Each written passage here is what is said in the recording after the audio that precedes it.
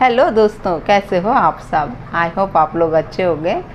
तो आज का वीडियो आप लोग बिना स्किप करे देखिएगा। यदि आप स्किप कर देंगे तो बहुत सी बातें आप मिस कर देंगे। तो वीडियो यदि आपको जानना है कि बागेश्वर धाम के पर्चे का क्या सच है तो वीडियो को पूरा देखिए, है ना, तब आपको समझ में आएगा। टाइम से दोस्तों मैं बहुत परेशान हो रही हूँ। बार बार मुझे कमेंट्स आ रहे हैं, इवन कॉल्स आ रहे हैं। कितने लोगों के लोग जानना चाह रहे हैं कि आपकी अर्जी लगी थी तो कैसे लगी थी, क्या थी।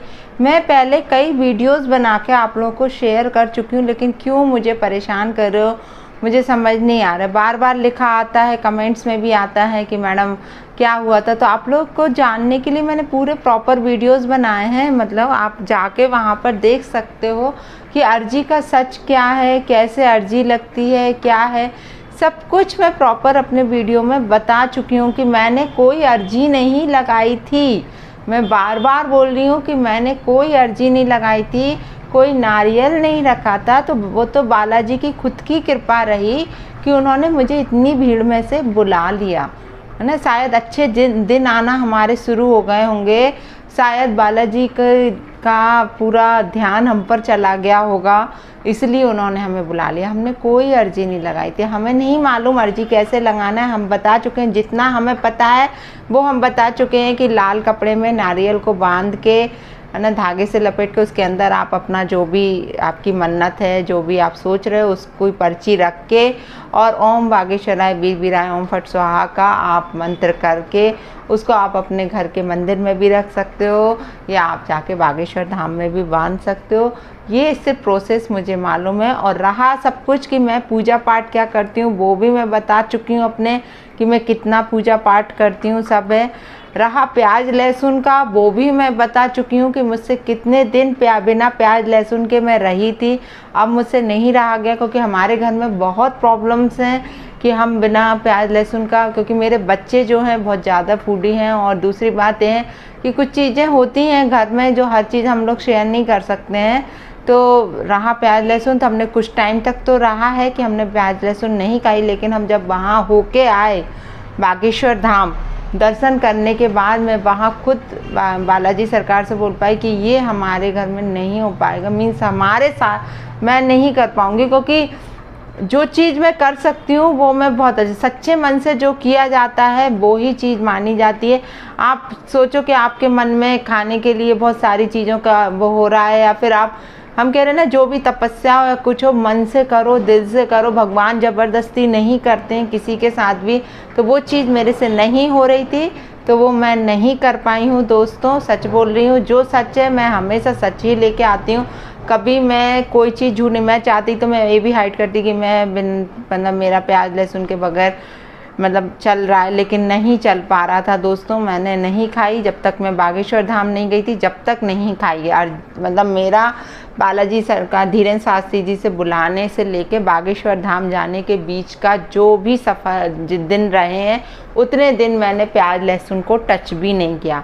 लेकिन जब मैंने देखा कि मेरे बच्चे ही परेशान होने लगे, क्योंकि बच्चों से बढ़ के कुछ भी नहीं है दोस्तों ना, खाने पीने के लिए बच्चे बहुत परेशान हो रहे थे। अब क्या रहता है कि उतना उनके लिए बनाओ, फिर कुछ बच जाता है तो फिर घर में फिर प्रॉब्लम्स होती हैं कि यार इतना सारा खाना बच गया। वो प्याज लहसुन का रहता है, क्या रहता है, मालों की आदत रहती है कि वो पूरा फिनिश कर लेती हैं उस चीज़ को।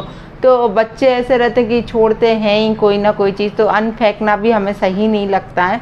तो फिर मैंने उसका यही सॉल्यूशन समझा कि नहीं यार, भगवान ज़बरदस्ती नहीं कर रहे हैं हमारे साथ। इवन हमने गुरुजी का खुद एक वीडियो देखा था, उसमें उन्होंने खुद कहा था कि मतलब यदि प्याज लहसुन के बगैर नहीं चल रहा है तो आप कन्या भोजन करा के कर सकते हो, बाकी लेकिन कोई और चीज़ नहीं, लाइक जैसे कि नॉनवेज है, ड्रिंक है, ये सब चीज़ नहीं बिल्कुल। तो रहा प्याज लहसुन, तो वो तो खैर मेरे से नहीं हो पाया, इसलिए मैंने आज क्लियर बता दिया आप लोग को। और अर्जी का सच भी आप लोग को बता दिया। हाँ, अर्जी का सच और आप लोग एक चीज़ जान लीजिए कि आप लोग बार बार मुझसे कह रहे थे, रहा अर्जी का सच, तो वो भी मैं आप लोगों को क्लियर बता देती हूँ। कि लोग पूछ रहे हैं कि पर्चे पे क्या लिखा है, पर्चे पे क्या लिखा है, जो आपने लिखा था क्या वो ही सब लिखा है। तो हाँ बाबा, वो ही सब लिखा है, लेकिन हाँ इतना है कि ऐसा नहीं है कि वर्ड टू वर्ड लिखा है।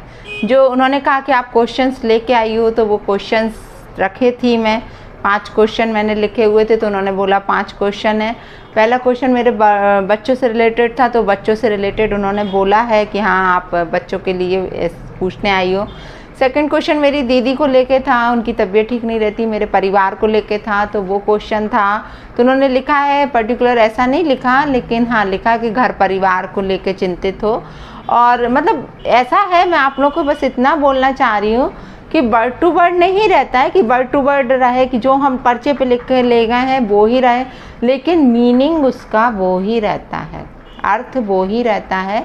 आपके क्वेश्चन का ही वो चीज़ उस पर रहती है कि आप दिमाग से क्या लिख कर लाए हो वहाँ पर पर्चे पर, तो वो चीज़, या फिर आपके दिमाग में जो चल रहा है तो वो भी। लेकिन ये तो खैर मैं तो लिख के ले गई थी, मैं तो अपना बताऊँगी, मुझे किसी का कुछ भी नहीं मालूम है। मेरे साथ जो घटित हुआ है, मेरे साथ जो हुआ है, वो ही चीज़ मैं आप लोगों को बताऊँगी कि पर्चे का क्या सच रहा है।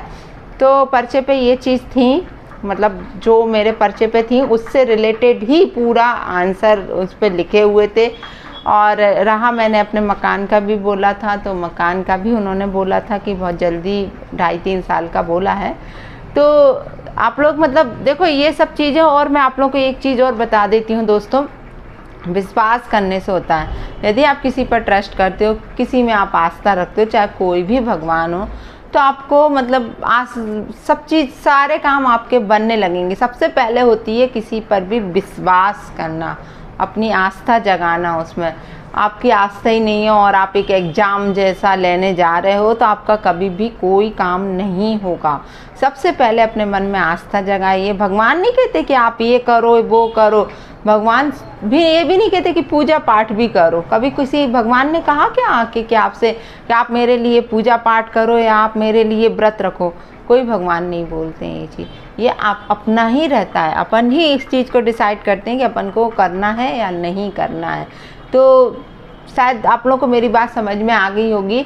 और आगे से प्लीज़ नो मोर क्वेश्चन, क्योंकि मैं बार बार क्या बोलूँ आप लोगों से, है ना, कि यही मतलब हर 2-4 दिन में फिर कमेंट्स में लिखा जाता है या फिर किसी के कॉल्स आ जाते हैं कि मैडम क्या हुआ था क्या हुआ था। तो आप लोग को यदि जानना है तो आप मेरे वीडियोस देखो, आपको सारे आंसर्स मिलेंगे। मैंने हर एक चीज़ का आंसर अपने वीडियोस में दिया है कि क्या हुआ था, कैसे अर्जी लगी थी, कैसे क्या हुआ था, सब कुछ मैंने बताया है। मतलब इवन गुरुजी ने मेरे से क्या बोला था वो सब भी मैंने आप लोगों को बताया है।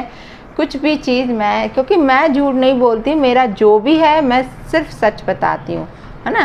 कोई मैं चाहती तो ये भी छुपा लेती ना कि मैंने लहसुन प्याज खाना स्टार्ट कर दिया है, लेकिन मैं नहीं, मेरे मन में ये रहता है कि यदि हम सच बोलेंगे तो भगवान की निगाह हम पर सीधी रहेगी। हम हर चीज़ अपनी एक्सेप्ट करके रखेंगे तो भगवान हम पर ध्यान देंगे। यदि हम झूठ पे झूठ बोलेंगे तो भगवान हम पर कभी ध्यान नहीं देंगे। इसलिए सच का साथ दो, आस्था रखो भगवान में। भगवान किसी चीज़ के लिए आपको नहीं बोलते कि आप इतनी घनी तपस्या करो बैठ के, है ना, क्योंकि गृहस्थ आश्रम में जब अपन रहते हैं ना तो इतना कुछ हो भी नहीं पाता है।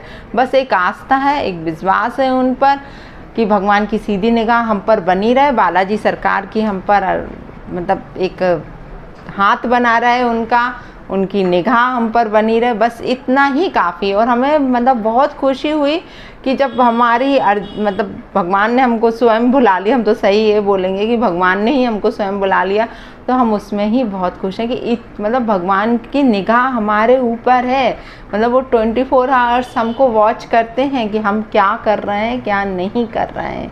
तो बस अच्छे सत्कर्म करिए। हम तो सच में सबसे यही बोलेंगे कि अच्छे कर्म करो, किसी का दिल मत दुखाओ, भगवान तो आपकी सुनेगा, है ना, बिल्कुल डेफिनेटली सुनेगा। और आप दिल में किसी के लिए कपट रखोगे, छल कपट धोखा रखोगे, सब कुछ इस टाइप का करोगे तो भगवान आज नहीं तो कल, क्योंकि पाप का घड़ा भरता है, देर से भरता किसी का बहुत जल्दी भर जाता है, तो सज़ा तो मिलती है दोस्तों, है ना। तो शायद आज आपको वीडियो से समझ में आ गया होगा कि अर्जी का क्या सच था। और फिर भी कोई क्वेश्चन हो तो मैं तो चलो ठीक है, आप लोग पूछोगे तो मैं आंसर तो दूंगी, इसलिए क्योंकि जब बहुत बार एक ही क्वेश्चन रिपीट होता है बार बार, तो फिर मैं सोचती हूँ कि चलो यार कितनी बार किसको पर्टिकुलर लिख के दूंगी, सच एक वीडियो बना के डाल देती हूँ। लेकिन आप लोग प्रीवियस वीडियोस देखिए, मेरे पहले के वीडियो देखिए, सब कुछ लिखा, सब कुछ बताया हुआ, टोटल कोई चीज़, चाहे मैं कहती ना मैं कोई चीज़ हाइड नहीं करती, जो कोई मेरी ज़िंदगी का जितना भी सच है, जो भी सच है, सब कुछ मैंने बताया हुआ है ना। तो आई होप आपको सब कुछ समझ में आ गया होगा, बहुत अच्छे से समझ में आ गया होगा। तो आज के लिए इतना ही, मिलती हूँ बहुत जल्दी आप लोगों से दूसरे वीडियो में। वीडियो कैसा लगा तो लाइक शेयर कमेंट करना ना भूलेगा, और जो चैनल पे नए हैं तो प्लीज़ सब्सक्राइब जरूर कर लीजिएगा। Bye bye. जय बालाजी सरकार की, जय बागेश्वर धाम की।